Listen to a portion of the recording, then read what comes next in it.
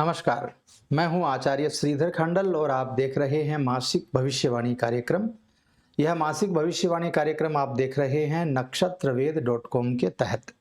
सिंह राशि, सिंह लग्न के जातकों के लिए नवंबर के महीने की बात करेंगे।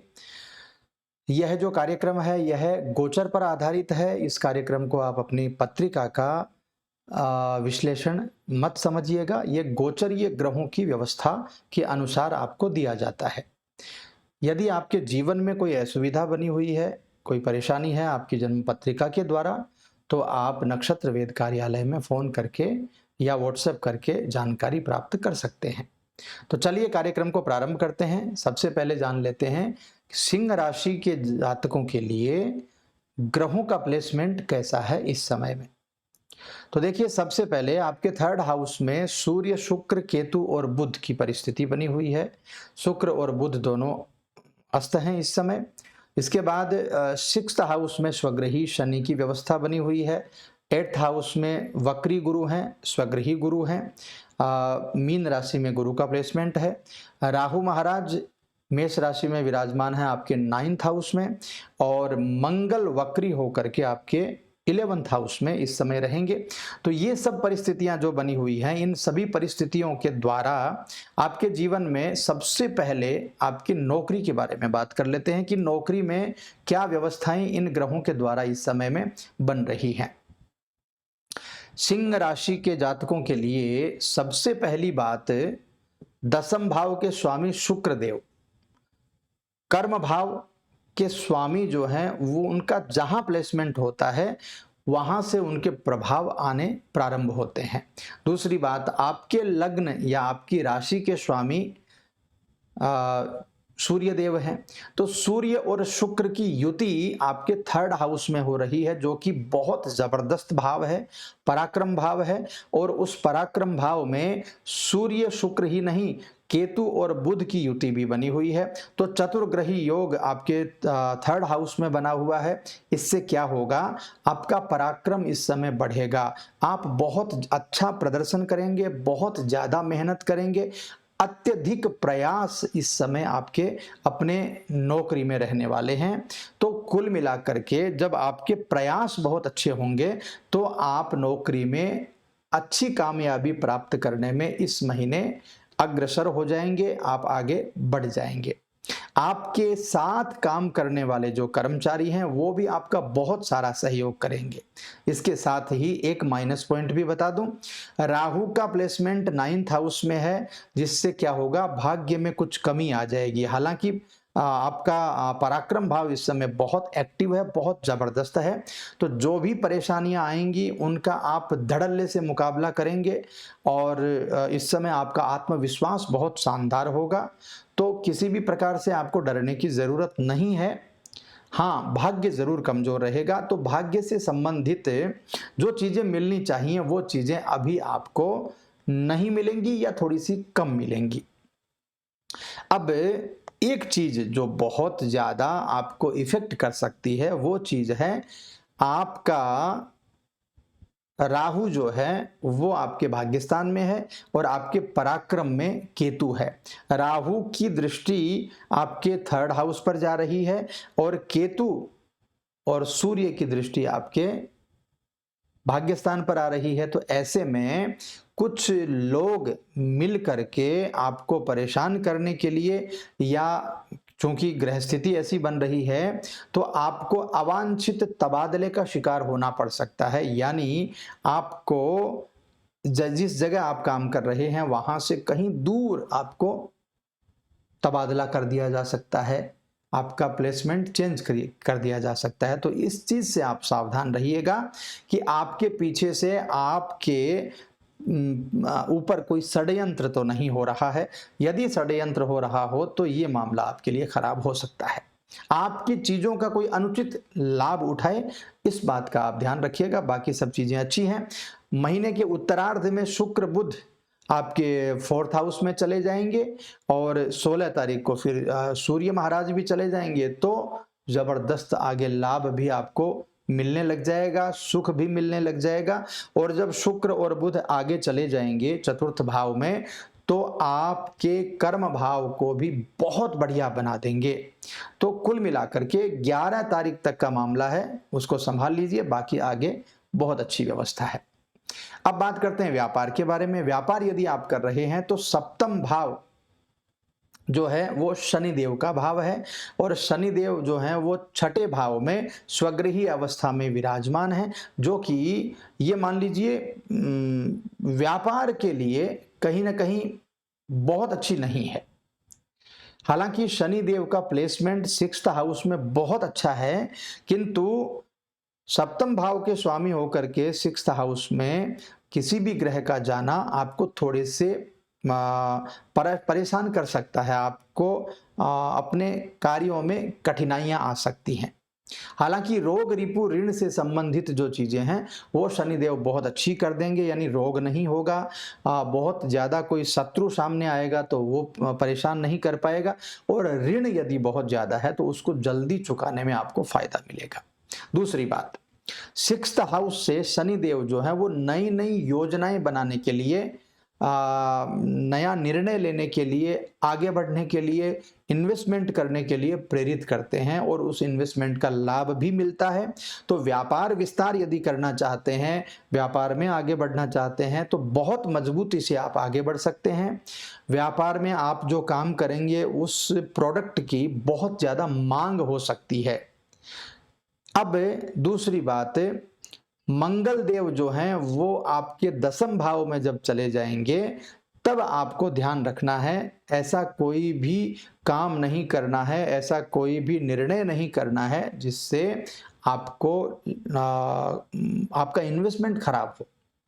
तो अभी भी जब महीने की शुरुआत होगी तब भी मंगल का प्रभाव बहुत अच्छा नहीं आ रहा है, और जब वो आपके 10th भाव में चले जाएंगे तब भी आपको परेशानी हो सकती है, खास करके कानूनी कोई परेशानी हो सकती है, उसका ध्यान रखिएगा। अब बात करते हैं फिनांस के बारे में। फिनांस के मामले में देखिए, एकादश भाव में महीने की शुरुआत में ही वक्री मंगल की उपस्थिति रहेगी।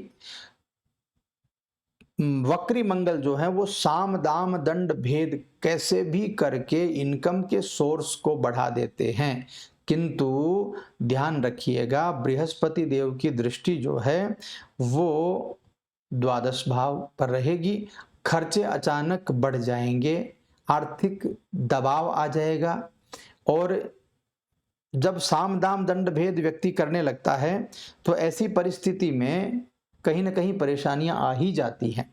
तो मंगल का भी बहुत ज्यादा भरोसा नहीं करिए, धैर्य रखिए, कम से कम खर्च करने की कोशिश कीजिए, तब जाकर के आपका फिनांस का मामला जो है वो सेट हो पाएगा।